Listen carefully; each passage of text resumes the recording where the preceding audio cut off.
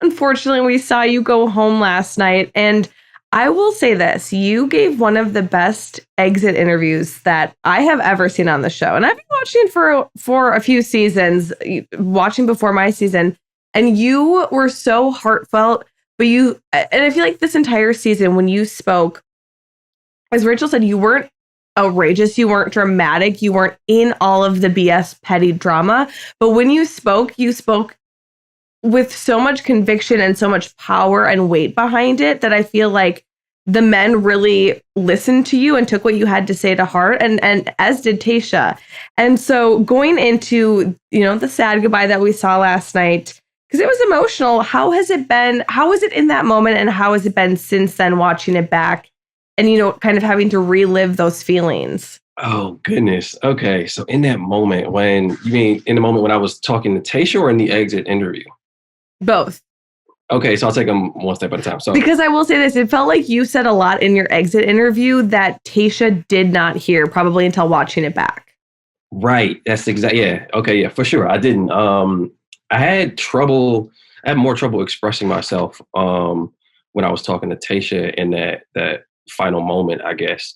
I think for me, that was still the very next time. How am I trying to put it?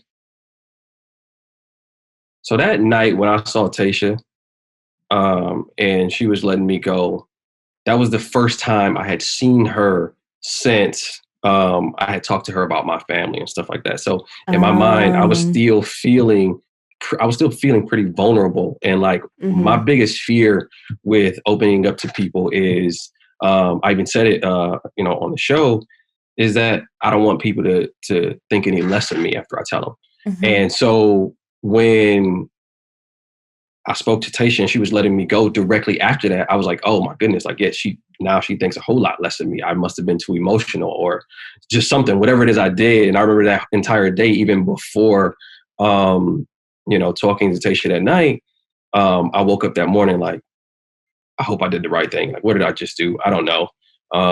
So yeah, it was very, very difficult for me to look her in the eye and, have to talk to her, and knowing that I was on my way out when I really wanted to stay. And I felt like I was making a connection with her. And I had such strong feelings, excuse me.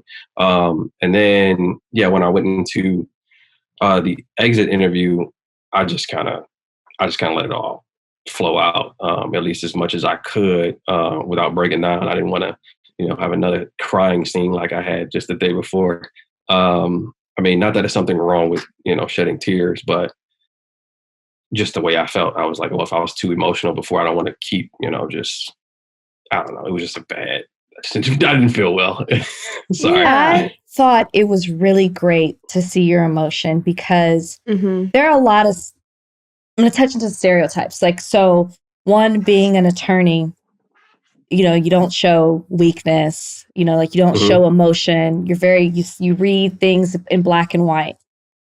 And then two, being a Black man, like there's a lot of, you don't show emotion. You're supposed to be a certain way. So to me, when I saw you be so vulnerable and so open, I thought it was extremely refreshing.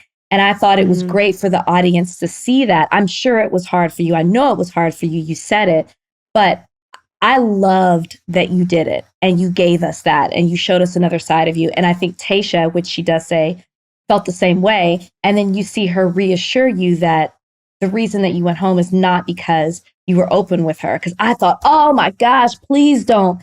I don't want this man to go back into a hole where he feels like he can't express himself because he did it. And then this happened. So I was so glad that she gave you that and kind of like gave you that freedom to say, it's okay for you to be yourself. I'll just tell you now, women love that, Riley. Women love. We do.